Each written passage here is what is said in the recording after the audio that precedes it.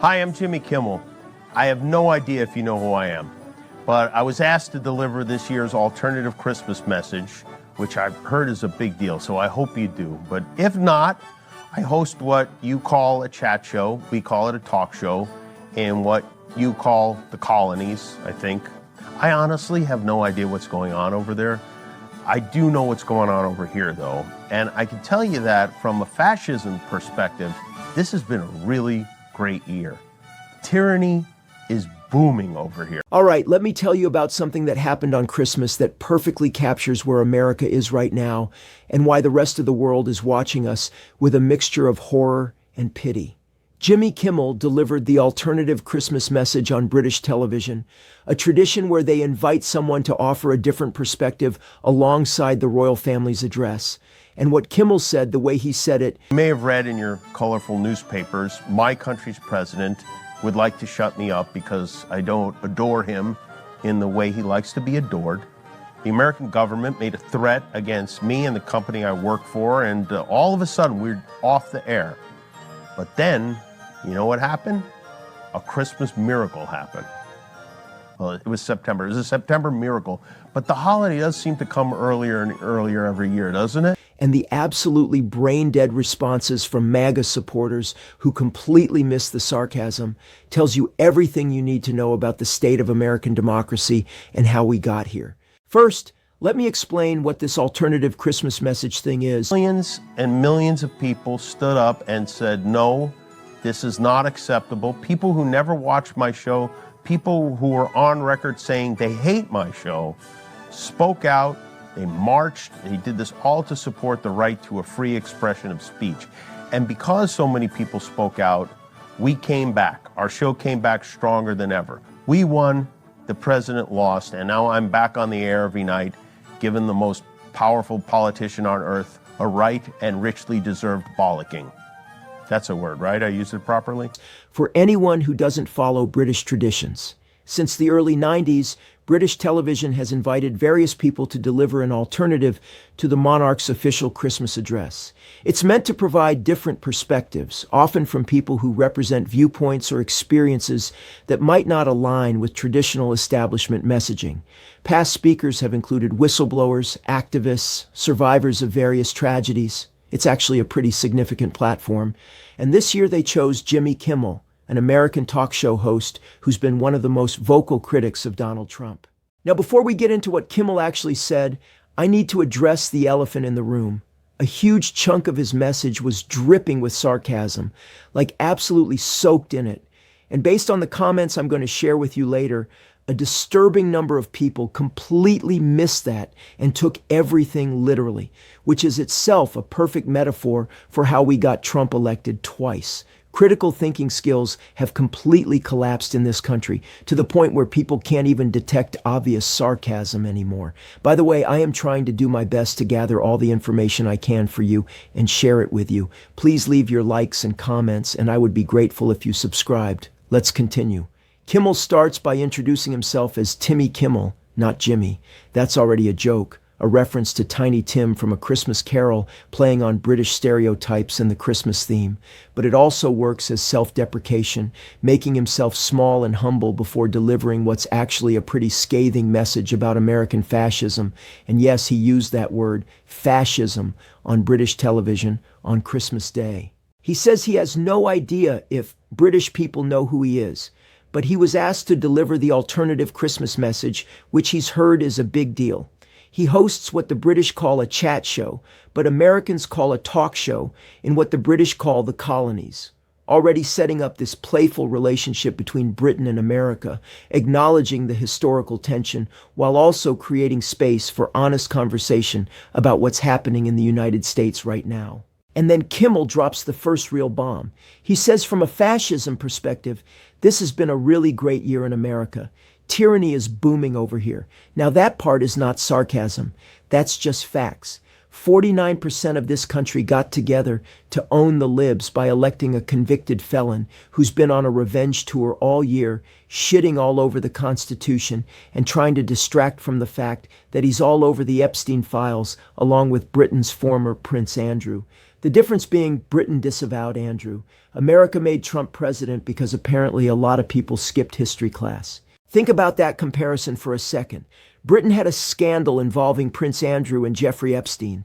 They stripped him of royal duties, pushed him out of public life, made clear his behavior was unacceptable. America had a scandal involving Trump and Jeffrey Epstein with even more documented evidence of connections. And we made that guy president again. That's not a political statement. That's just an observation about how completely broken our accountability systems have become.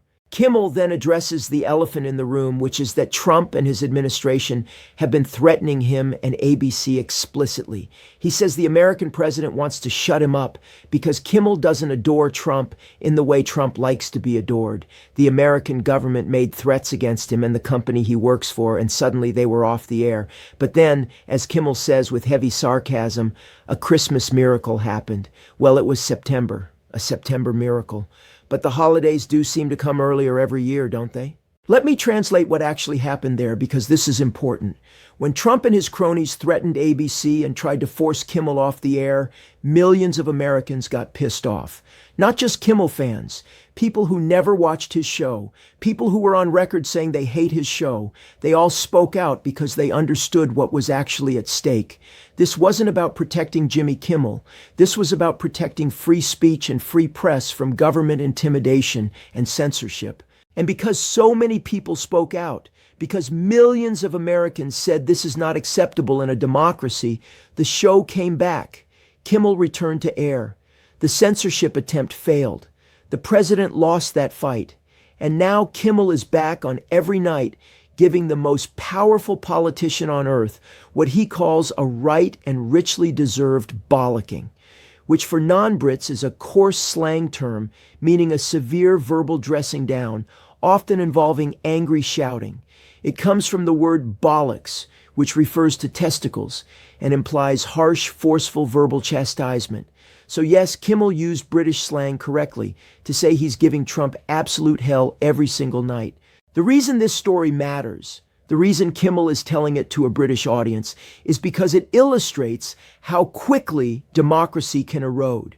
He says maybe British people are thinking that a government silencing its critics is something that happens in Russia or North Korea, not in modern Western democracies.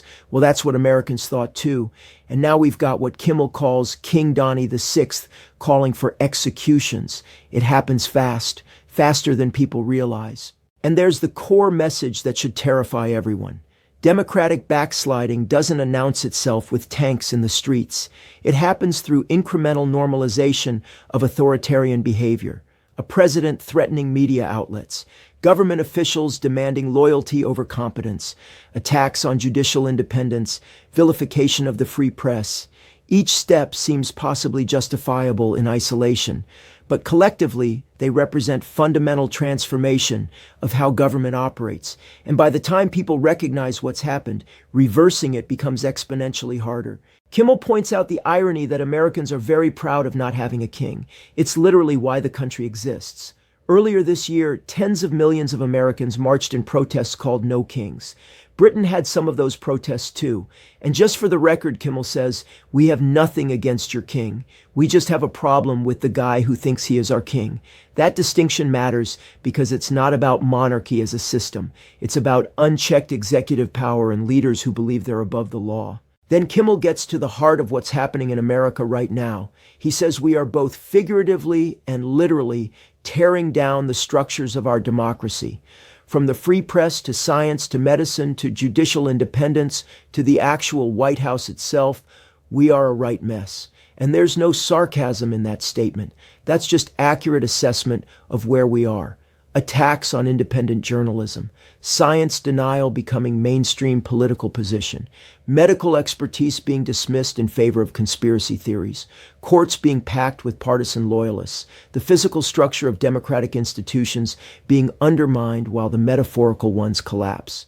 And Kimmel acknowledges that this is affecting Britain and the rest of the world too. He apologizes. He wants British people to know that we're not all like Trump, that there's still significant portions of America that reject what's happening and are fighting against it. And honestly, that's important for the world to hear, because from the outside looking in, it's easy to think all Americans support this or have collectively lost our minds. But the reality is, this is a deeply divided country where roughly half the population is horrified by what the other half enthusiastically supports. He references Hamilton the musical, saying he knows from that show that the US and Britain didn't start off on the greatest note. But he also knows from Love, actually the British romantic comedy, that the countries have a special relationship. And his message to Britain is, don't give up on us. We're going through a bit of a wobble right now, but we'll come around. It may not seem like it, but we love you guys. We even love the things about you that you don't like Simon Cowell. Now that's optimistic framing for what's actually a desperate plea. Don't write us off completely. Don't assume American democracy is dead and that we're permanently authoritarian now. Give us time. We're either going to hobble Trump in the midterm elections, or the ghost of Christmas future will solve this problem, if you know what he means. That's a pretty dark joke about Trump's age and health, basically suggesting that either Americans will vote to constrain him or nature will handle it eventually. Kimmel wraps up by asking for about 3 years and thanking Britain for Spider-Man, specifically Tom Holland, who's British but plays the quintessentially American character, Peter Parker. It's a sweet note that acknowledges cultural exchange and shared entertainment, even as our politics diverge catastrophically. But here's where things get really revealing about the state of American political discourse. The comments section on this video was filled with MAGA supporters who completely, utterly, embarrassingly missed the sarcasm and took everything literally. Let me share some of these because they're genuinely stunning in their lack of comprehension. One person commented that it took Kimmel until he saw Hamilton to know that part of American history. That was a joke. An obvious joke about learning history from musicals rather than actual education. But this person took it completely literally and used it to attack Kimmel's intelligence. That's what we're dealing with. People so primed for outrage that they can't detect obvious humor even when it's pointed directly at them. Another person said, "What an asshole giving a speech on tyranny in a country headed that way." Yeah, that person just summarized the entire point of Kimmel's message without realizing it. The speech was literally about America heading toward tyranny. They thought they were criticizing Kimmel, but they actually just restated his thesis while apparently thinking they were disagreeing with him. That's the level of critical thinking we're working with. Then there's the person who said nothing says traitor like publicly denouncing your country in an official TV address while on foreign soil. Except Kimmel wasn't on foreign soil. He didn't fly to England for this. He recorded it in America. It's called technology. We have cameras that can record things to be played back later. This person apparently thinks Kimmel abandoned his family on Christmas, flew to Britain, delivered a 4-minute speech, and flew back. The stupidity required to believe that is genuinely impressive. Another commenter wrote that Kimmel is an asshole with no future and spelled whole wrong, spelled future wrong, capitalized every single letter, and put double spaces between words. So maybe take that person's assessment of anyone else's intelligence with a massive grain of salt. When you can't spell basic words or use proper spacing, your critique of a professional comedian's career prospects probably lacks credibility. But my favorite response came from someone who basically said, instead of whining about a comedian making fun of the president and calling Kimmel a loser, why don't you point out something he said that was not true? Exactly.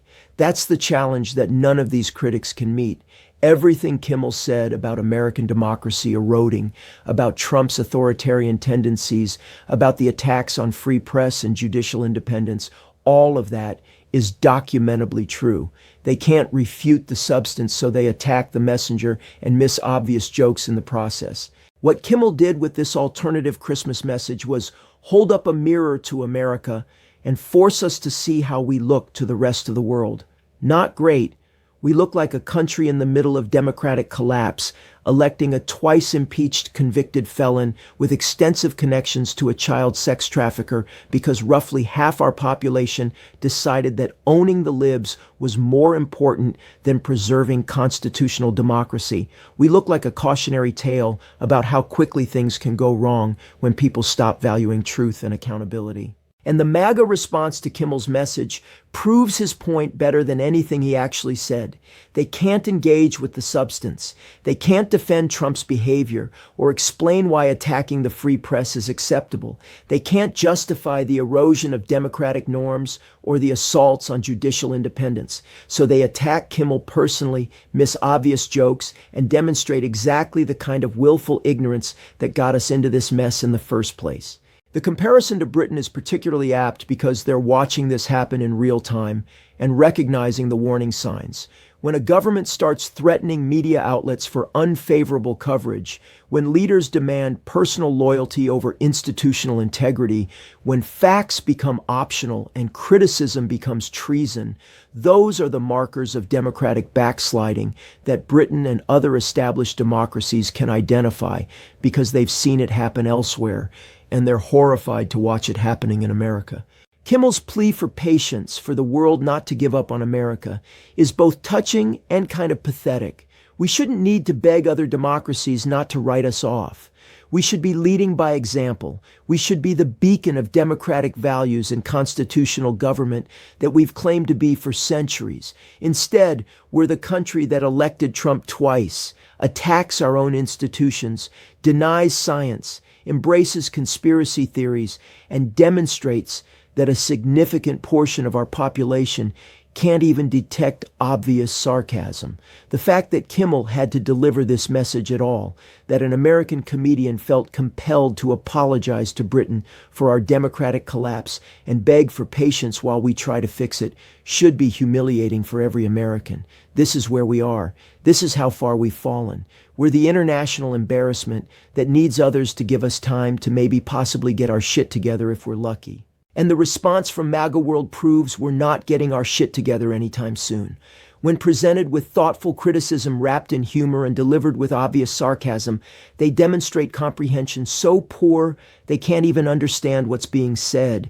They respond with attacks that accidentally validate the criticism. They spell basic words wrong while questioning others' intelligence. They don't understand technology like recording, and they completely miss the point while thinking they're making devastating counterarguments. That's the base that elected Trump. That's the constituency he panders to and draws power from. People so disconnected from reality, so unable to process information critically, so primed for outrage over nothing that they can't even recognize when someone is making jokes versus stating facts. And those people vote. They vote consistently. They vote for candidates who exploit their inability to think critically, and they're dragging the rest of us down with them. Kimmel ended his message by thanking Britain for Tom Holland's Spider-Man and asking for 3 years to fix this mess. The 3 years presumably being until the next presidential election, when maybe Americans will make a better choice. But given that we just re-elected Trump after everything we saw during his first term, after January 6th, after the classified documents, after the Epstein connections, after all of it, betting on Americans making better choices seems wildly optimistic. Maybe we will. Maybe the midterms will constrain Trump's power. Maybe the courts will hold. Maybe enough people will wake up to what's happening and demand change. Maybe the ghost of Christmas future will intervene through Trump's declining health and cognitive abilities. Or maybe we'll continue this slide into authoritarianism while the rest of the world watches in horror and disappointment. What's certain is that Kimmel identified the core problem accurately. We're tearing down democratic structures both literally and figuratively. We're attacking institutions that took centuries to build. We're normalizing behavior that would have been disqualifying for any politician just a decade ago. And we're doing it all while a significant portion of the country cheers because they think it's owning the libs or making America great or whatever slogan they've been sold. The rest of the world is watching, Britain is watching, and Kimmel's message to them was essentially, please don't give up on us. Even though we look absolutely insane right now, we promise some of us are still trying. Some of us still believe in democracy and constitutional government and basic human decency. Some of us are horrified by what's happening and are fighting to stop it. Don't judge all Americans by the MAGA morons who can't detect sarcasm and spell future wrong. That's a pretty low bar to clear. Don't judge us by our worst and dumbest. But given that our worst and dumbest just elected a president for the second time, it's hard to argue we shouldn't be judged by them. They're not some fringe minority. They're half the electorate. They have enormous political power, and they're using it to dismantle everything that made America a functional democracy. So thanks to Kimmel for trying to maintain some international goodwill while being honest about how bad things are. Thanks for using British television to hold up a mirror and force us to see how we look from the outside.